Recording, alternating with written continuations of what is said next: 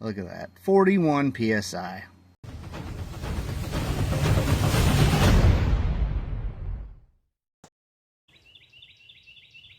Guys, welcome back to the channel. So yeah, if you've been following along, I had a little video where I rewired my fuel pump. I didn't bypass the relay like it previously was, because I've heard, or not heard, I know from professionals that have spoke with me, that you can actually, if your fuel pump goes out, you can burn up your injector driver, or your fuel pump driver, sorry. And I didn't want that, and my pump had went out. So I wrote Quantum and said, hey, my fuel pump went out. I know it's been 3 years, but they're like, no problem. They sent me out another 340. So as much as I dread doing this, I'm gonna try to get this in the car today. I'm not a fan of dropping the tank on these, so the grommet is a pain in the butt. I do have an extra grommet, so I recommend anytime you drop the tank, make sure you have a grommet on hand, because there's a good chance you're going to mess up that grommet. If you don't know where the neck goes into the tank, it goes down, goes in, there's a rubber grommet there. They're notorious for leaking. First thing, when I took this off, you can tell where the grommet here is ripped. That happened taking it out, so that's why I say it's a good thing to have a backup to replace it. It always gets ripped. This is actually pretty new. Up here I got the leads on. This is a known good 12 volt battery, and well, I can't do this two-handed, but you know, I put the leads on and there's no power at the pump still. So I definitely know the pump itself is bad. I got the pump out. I put the new harness on just to test, and the pump does kick on. So obviously between that wiring, if you look right up in there, yeah, there's a lot of corrosion, and then this end actually fell off. So I know a lot of people just drill this out and run the wires through that way. I'm probably going to do that. And yeah, figure out the trying to figure out the best method to do this, because if I don't have to replace this pump, then I'll just have a backup pump. But I know there's a way. Like I said, I think they just drill these out, pull that out, and then run the wires through. Use something like a gas safe silicone and put it back together. And with it being one wire, you don't have to worry about corrosion and stuff. So let me see about what I need to do to get this done. Peace of mind, I went ahead and threw in the new fuel pump. I did all this work. Why take the chance that, you know, that's going to be an issue? So the wires run through the top. I'm going to have to hardwire it in or create a plug system. Doesn't really matter. It's in. It's a little tight because it is a 340. This hanger is not made for that. Zip ties work just fine in the fuel tank. Been doing that for years, never had an issue. Brutal does it. Foxcast does it. So, you know, all the professionals that I would say do it. So just got to tighten this and then drop this in, and hopefully everything goes smooth. All right, people, moment of truth. Yes, I tested it, but now everything's together. I hear a fuel pump, and look at that, 41 psi. Oh yeah. So it's really hot. I couldn't move the car, and the sun's coming in at an angle, just baking me. On top of that, I am working with, I got burns all over the back of my head. I ripped the top of my knuckle off, and I stabbed the palm of my hand with a wire somehow, getting up. And then last night, I'm pretty sure I broke my pinky toe. So I've been pretty rough on myself past couple of days. But anyway, got the fuel tank dropped, got the new grommet on, got everything. It went back in pretty easy, except I dumped some gas out and got a chemical burn from gas. I've never had that happen, but it was on my shoulder right here. And it turned red and was got little blisters on it really fast, so I had to take care of that.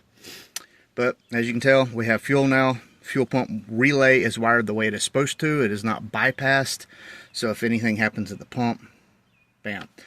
Bypassed the connector there. That was just falling apart. That pump over there still tests good, but I made it this far, so why not go ahead and replace it just in case. So I have a backup 340. I could throw it in that Mustang over there. If I ever get around to it, I could. I'm pretty sure it'll work in the 97 as well. It's a return style, but regardless, I'm done as far as that. So the next couple of things I can do, get this battery charged back up, hasn't been on the tender, and start driving this.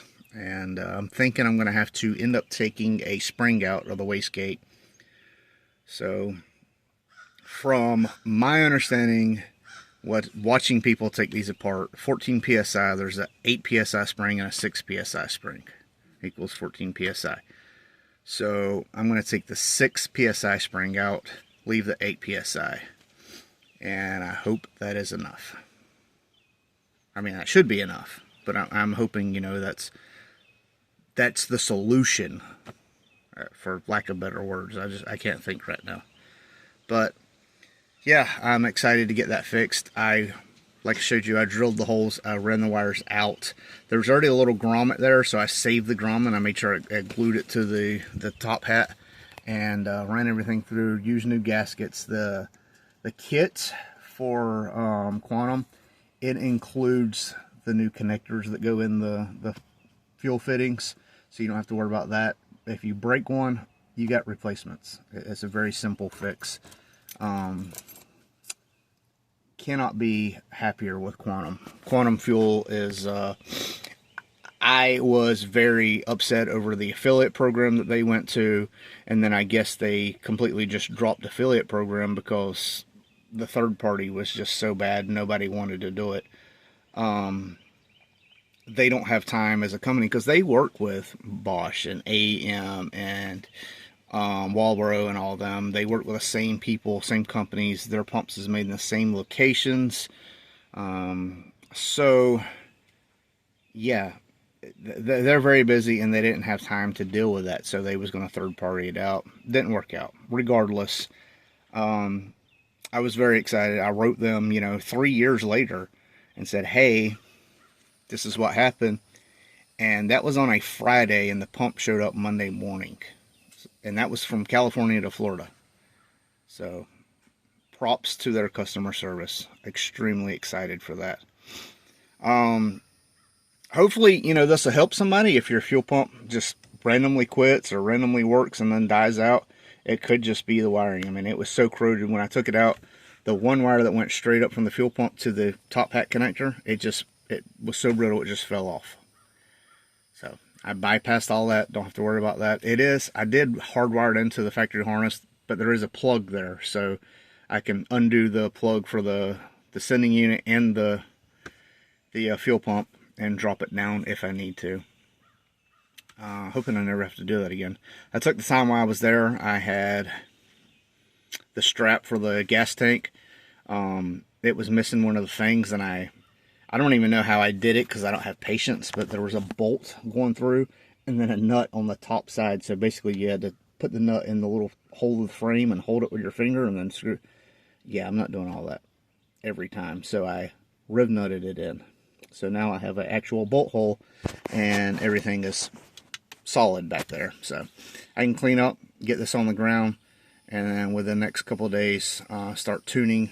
I got work tomorrow, but next week I should be on call Thursday and Friday, which means I'll be here and I can do things, while I'm on call. If they call me, I gotta leave, of course.